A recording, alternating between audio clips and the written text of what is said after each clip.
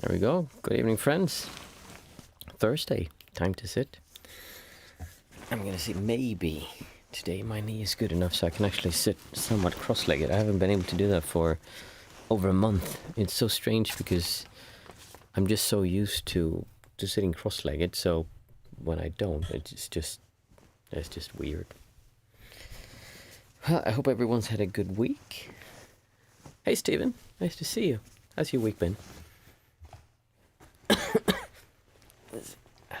There we go. Hey Andres. Nice, the regulars.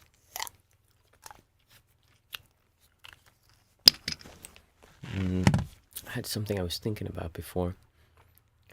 It's been a good week. Nice. It's always nice when it's a good week. I was just talking to one of my clients. Is it last Friday we spoke, or yeah, last Friday, and we were talking about how the distortions, once you learn to see them, how do you actually get rid of them? Because I actually had some distortion before this. I was so tired. It's like, oh my goodness, I'm not going to be able to make it tonight. I just need to sleep. So I actually slept for 45 minutes in the afternoon, like an old man, like the old man I am. And then when you see the distortions, the way you get rid of them, first you have to actually see and understand what it is. And when you observe them and look at them, it's kind of you just realize this is dumb. Like, I don't want to do this, but you realize you can't stop doing it. The way you do it is that you actually get immersed into your senses. That's part of the reason why before we do the meditation, we do the 5, 4, 3, 2, 1 method. It's basically that one. Not that one. Basically, that's what you do. You start becoming aware. And I've been playing around today with a technique I just came up with, which would be a rolling 5, 4, 3, 2, 1 method. But not 5, 4, 3, 2, 1. It would be a rolling sensory meditation. I'm still trying to figure out how to... If you guys want to try this, I would be very happy if you tried it and told me later how it worked for you. So the idea is that you do...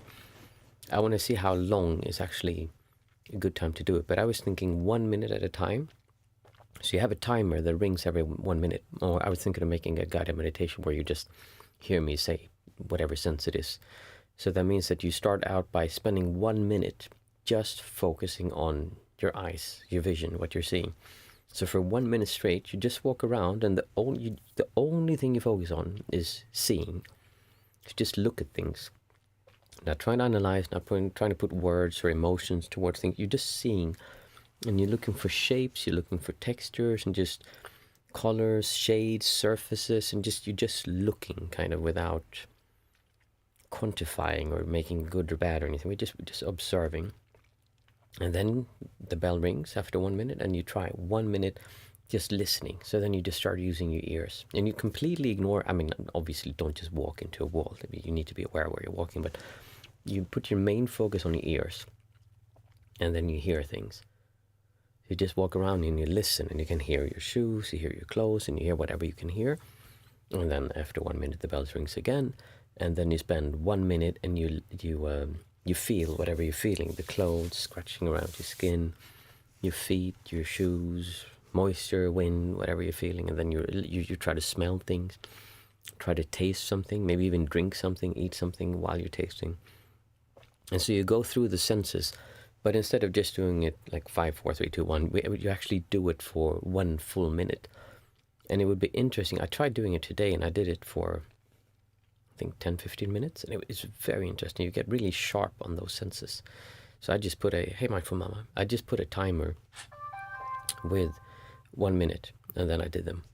So if you have time this week, I would really like to hear how your experience would be if you would try that, because I'm thinking that would be a really good way to get to the next stage, kind of, which is moving into your senses. When you observe the distortions, the reason you want to see them is because you want to see that approach is not really helpful.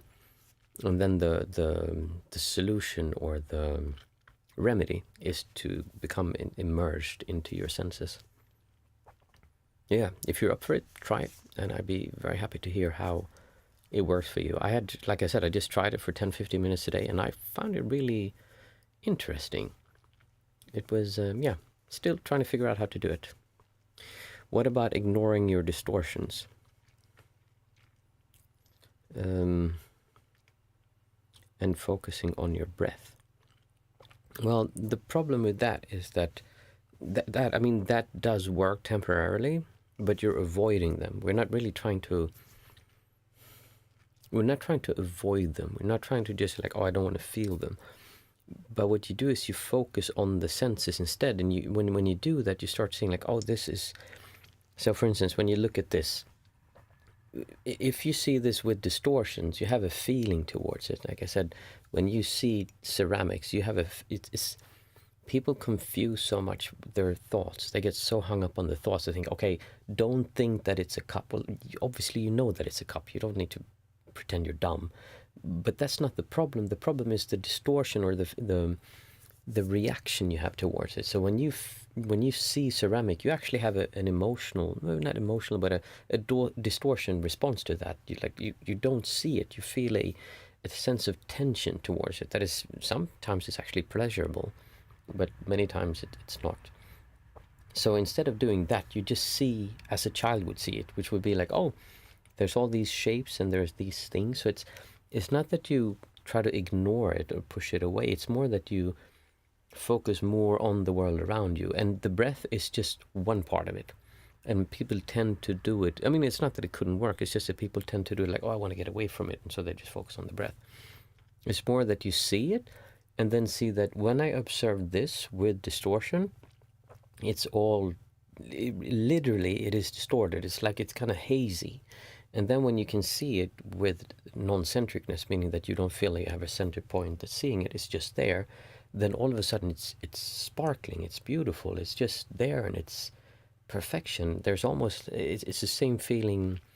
I spoke to someone else and we said it's the same feeling as when you go into a church and you go, wow, this place is holy. There's something almost divine about it. There, like, you don't want to disturb that silence because you can feel that there's calmness there. And it's the same with a cup. You get that same feeling with everything when you look at the distortions and you let them go.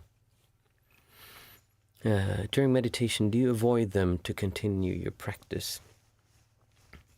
Well, they're kind of part of the practice because I let them go up and I come up, the distortions, and I ask myself, like, why am I not allowing myself to feel good now? Why am I not feeling okay with being here? Because the distortions want to push you away somewhere, especially if you're sitting with your eyes closed and you don't have any specific thing.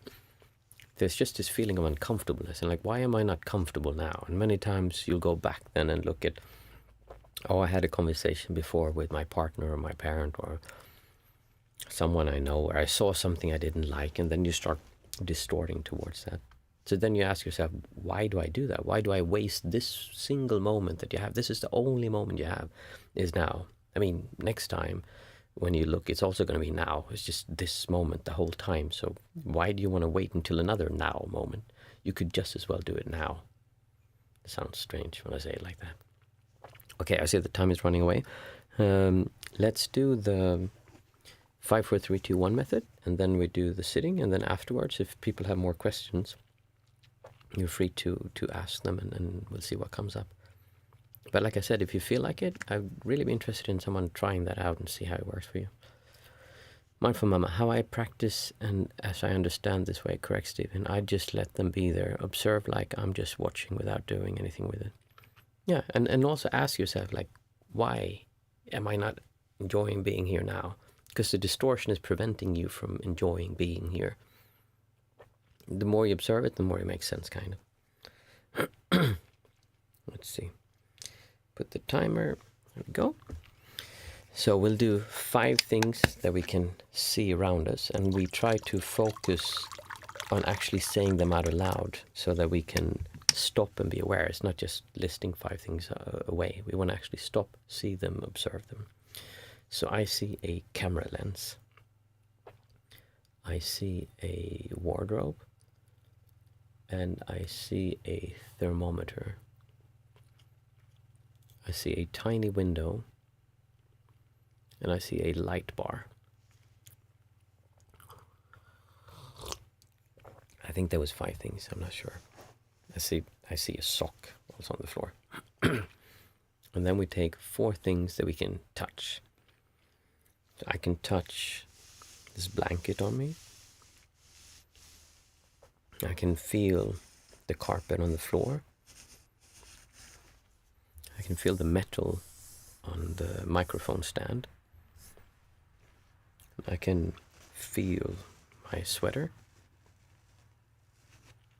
And I can feel my bell. Sometimes when you do this, you completely forget how many things you've done. It's just what happened to me now. Because you're not really thinking about that. You're just so engrossed in your senses, and that's quite normal. Same thing when you do the counting. Sometimes you forget about the counting. Counting is not the point. So then we do 3 things that we can hear. I hear car tires running through wet asphalt. Hear my computer fan.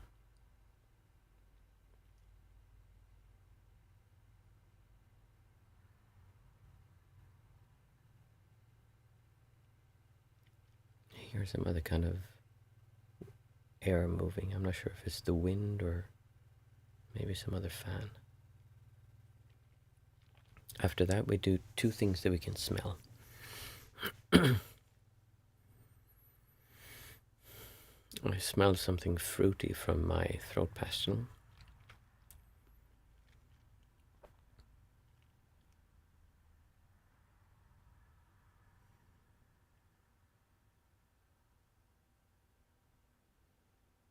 I smell something sweet. Then finally we take 1 thing that we can taste. I taste strawberries.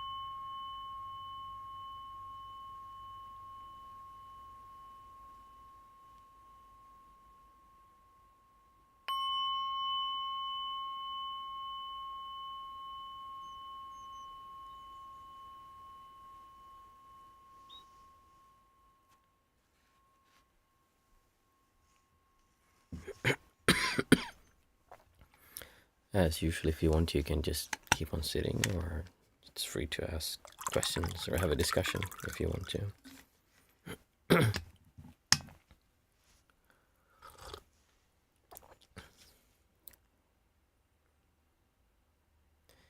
My mind in the beginning of the sitting wanted to figure out how to explain what we were talking about, because when we said that it's not the same as ignoring your distortions, I'm still saying get absorbed in your your senses, instead of being too occupied with the distortions. The thing that is difficult to put word to is that it's not that you ignore them, it's more that you kind of see them side by side almost, and you realize that this is so much better. It's kind of as if doing it the way you did before is like you're stuck in your job. You've been there your whole life. You just work. You hate going there. It's difficult. You do it. You still get your salary. There's moments that are good, but yet you don't really like your job. And there's this other thing over here that's completely different, but you're scared to go over there because you know what this is, but this would be scary. It's a little bit like that when you give up the distortion towards things, because when you sit down, for instance, what my mind did now, I sat down and then it struck on me thoughts like, oh, I want to figure out how to explain this. And that has a certain distortion to it, a comfortable feeling, a nice feeling like, oh, I want to explain this. And so then I get stuck in the feeling of wanting to explain it, which is a distortion. And then instead of doing that, you kind of see that, oh, this is actually uncomfortable. I feel uncomfortable because I believe if I can just figure out how to explain it, then I will feel comfortable. So instead, you're seeing that you don't need to do that. You can simply choose to feel comfortable, to enjoy being here, to enjoy being now, which is why we want to first learn how to see it, but then seeing that this is so much better. But you can't just believe me. It makes no sense just believing. You have to actually see this. If I could choose between a million people saying, oh, Martin, what you're saying is amazing, it's so true, it's the like the path of enlightenment, finally someone discovered it, it's incredible, but no one actually did it, or maybe a few people did, but it's still, if they would say that, or I could compare to having 1,000 people who said, well, I'm not sure about this, but I'm going to try it. And then they try it for a few months and see what happens. I would take 1,000 people who try it anytime, because really it doesn't give me anything or you anything to just believe what I'm saying. You have to try it yourself and see it. And if it doesn't work, then, well, it doesn't work for you. But try it. That's kind of the whole thing. Let's see. Hashki Poo. Hello, everyone. Hey, Hashki Poo. Welcome. JVB, nice to have you here. Sorry for being late at the party. You're very welcome to be here now. Andreas, what are the benefits of crossing your legs when meditating? Well, I think it's mostly for stability. You just sit more. It's if you try it. My knees have been bad, really bad, the last month and a half, I think. So I actually haven't been able to sit cross-legged. So I have to sit down with my legs forward. And it's really uncomfortable. It's difficult to get a straight back and sit properly. It's just much easier when you sit cross-legged, because it gives you like stability, like a triangle, like this. Or if you sit like this, you're unstable. So it's, I mean, and I'm sure there are some people who would say that you have energy flow that's different when you're doing that. But like I said, it works to sit in all positions, but it is easier to sit like this, and just, for me, just better. I mean, I've sat thousands of hours like this, so my mind, just as soon as I cross my legs, I go become really relaxed and just focus inwards and experiencing what I'm feeling, because it's just, I've done this so long, so my mind is, it's like Pavlov's dogs. I'm really like a dog when it comes to that. You just ring the bell and I'm like, oh, okay, it's time to meditate. Stephen, that makes sense. In the beginning, it's hard, but after like 10-15 minutes, it becomes easier. Yes, it is, because your mind and you don't want to do that. You want to keep on doing, if that's what you're referring to, what you've been doing the whole time, which is believing that, oh, you want to go in. What we do many times, we have these fantasies of something and we kind of a daydream about it and it feels nice. And you're completely lost here and now. Like you're so far away from it. And instead you want to immerse yourself in this moment, in what's happening now. And not just the moment, but your senses right now, what you're experiencing, which is why I focus so heavily on what you're actually experiencing. And when we do the breathing meditation, we do that to come back to here and to just feel. And I also said that open up, just try to feel wide, feel awareness of breath happening. Not so much the actual sensations here or here, to really get focused, to ignore everything. There is an element to that, because that helps when you calm down to do that first. JVB, I'm curious about meditation and dating.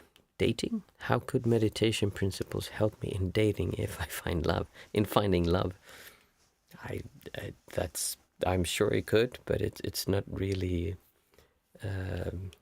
it's not what I practice, because that's more towards law of attraction and wanting to.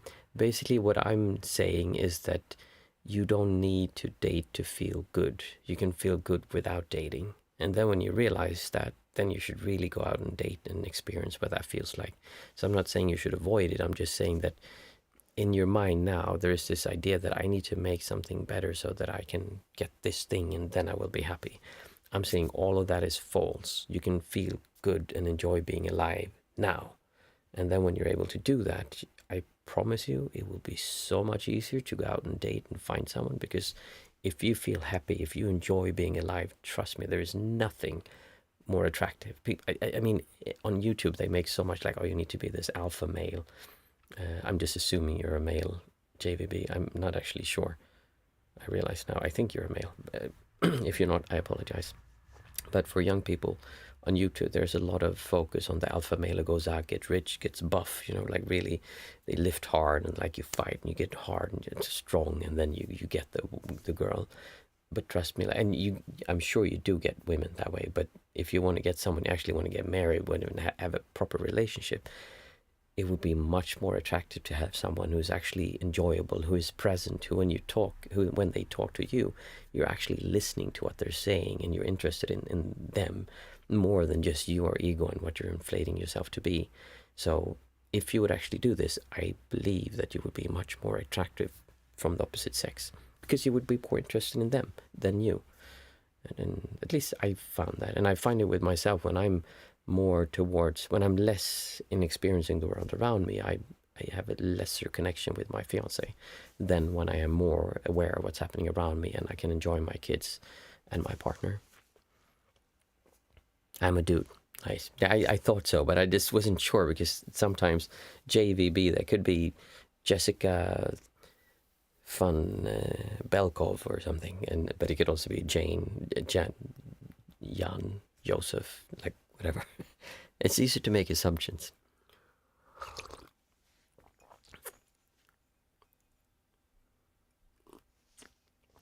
Yeah, it's a completely different way of viewing things, and it takes some time to get used to it and to do it, but it really helps with your well-being, which is ultimately what we're trying to do. We're trying to feel good. If you say you want to be reborn somewhere else in the next lifetime, the reason you do that is because you believe that would make you feel better. So this is just a way of saying that you don't actually need to wait for that, because it's now. Like, you can do that now. And if you believe you need to wait for another moment of now, because there is only now. If you think about it, there is no other moment than now. Time does exist. We flow across time somehow, but it's always this moment of slice of now. You can never go back to another now. So then you're saying like, okay, I'm not going to enjoy myself now. I'm going to wait to this now, but it's still now. It's just another now.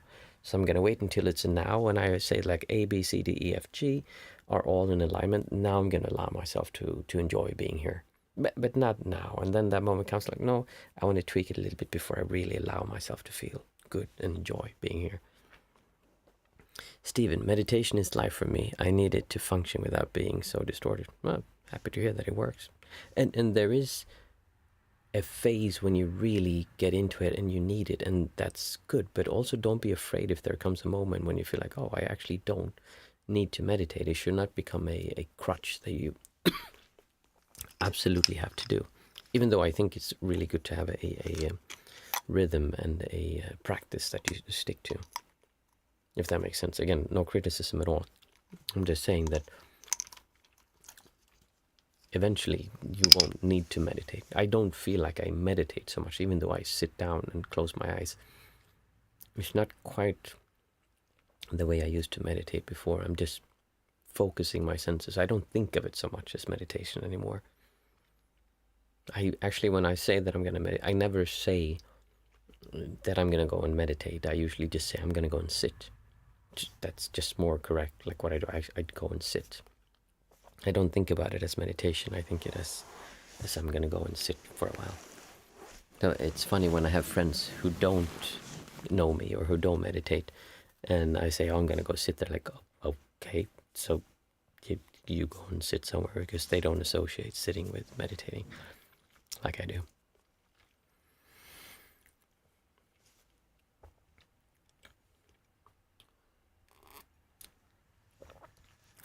I'd be curious, like I said, if someone wants to try it, try doing the thing where you walk around and then spend 1 minute focusing on hearing, 1 minute seeing, 1 minute sensation, 1 minute smelling and tasting, and then tell me what experience you have. And the whole idea is that you want to see how your senses are actually remarkably enjoyable. Is that you're just so distorted towards the future, the past, or something that it's not the way you want it to be, so you can actually enjoy your senses. And then if you want to learn how to do it, then look at small kids who are playing. They're amazing. They just go around and they lick on trees and they eat dirt and they smell poop and they jump in water and they run around and they laugh and they just play, and they sit down all of a sudden, then they start feeling their little toesies and they laugh because it tickles, and then they'll take a booger out and like, oh, that's interesting, that. I wonder what that, oh, it doesn't taste so bad. Like, kids are remarkably good at doing this, so they're good role models. Andreas is saying, many years ago I had severe performance anxiety, but after I started meditation and mindfulness, this has alleviated a lot. Yeah, it can definitely help with that. I had a person once that he had problems. He was a professional violinist, or was it pianist? I think he was violinist, where he played many instruments.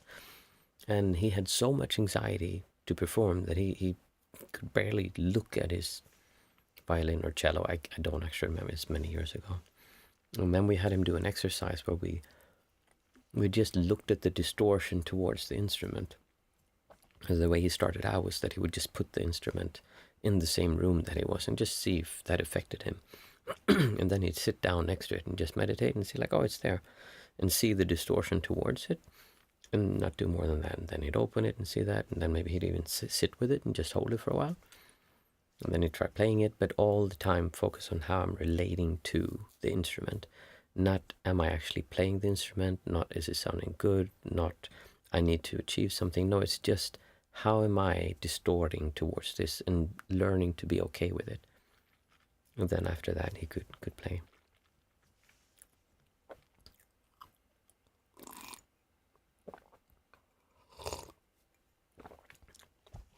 And there's many applications for when you understand how this works. You can see it in everything. It's really, it's quite something. So when JVB, when you asked about dating, I would never think about it like that, and I would never try to teach someone how to date better by meditating, but I could show them how they could feel better, and then the side effect would be that they would probably be much more attractive to the opposite sex. But that would not be the purpose of it, because then they would miss the whole point of doing it.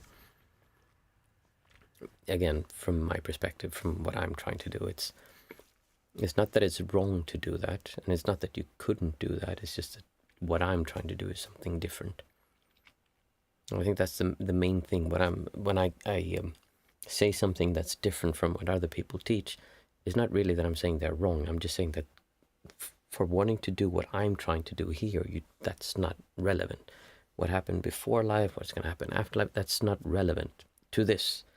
It might be relevant to you if you feel like strong need to understand what happens before, but to actually do this, to become aware and present and absorbed in the moment and feel this non-centricness or non-duality, then it's irrelevant. It doesn't really help. It has no purpose in that. Andreas, do you differentiate between meditation and mindfulness? Are they the same to you? That is such a good question. I think the way that I see the difference between mindfulness and meditation is that I would say that mindfulness is a kind of meditation in a way. Meditation, not so much a mindfulness exercise, even though it could be. So I simply see it as mindfulness being something that you do when you're doing other stuff. And meditation is more when you're solely focused on meditating. So I'm mindful when I'm talking and when I'm doing things, and I'm aware of what's happening.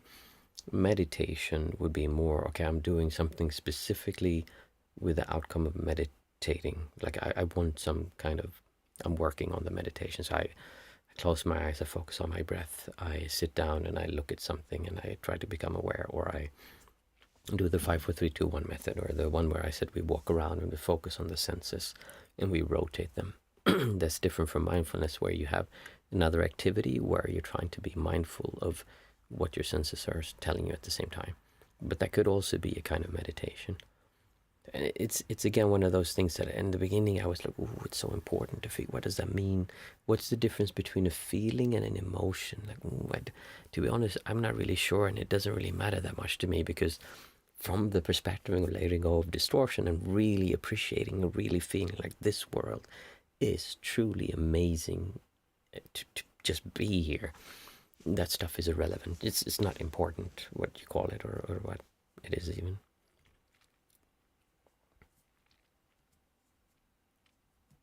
I'm sure there is some kind of definition difference between it. I'd have to look that up. And I probably have looked that up, but I've forgotten about it. I have a short memory with stuff like this.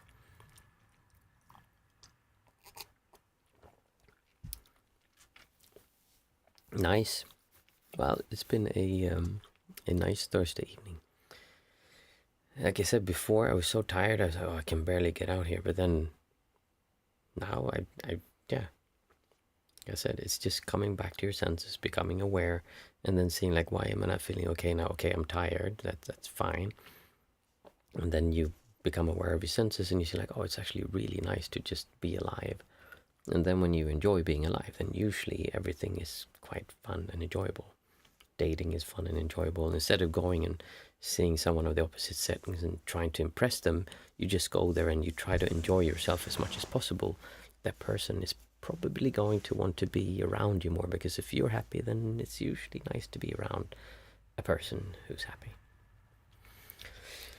Cool.